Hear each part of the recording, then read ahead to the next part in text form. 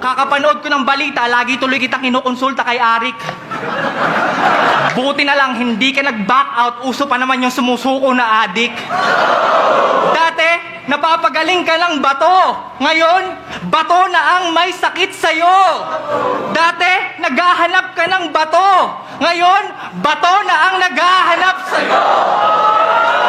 Chief De La Rosa, salute sir sa palagi niyong pagsisikap. Kalaban ko po ngayon, you sir. After nito, pakikidnap. Mr. President, di ako hater. Pero wag niyo naman targetin yung mahihirap. Hindi lahat ng adik nasa squatter, yung iba nasa flip top. Balikan naman natin yung pambabastos mo kay Ann B. Mateo. Tanong lang, nasaan ang creativity doon? Makata na ba yun? Rap skill, unique, pinag-isipan, matatawag na talento ba yun? Sige nga, nagbayad kayo sa rap battle para makinig sa rapper, tos ganong linya, sisigawan nyo ng todo? Seryoso?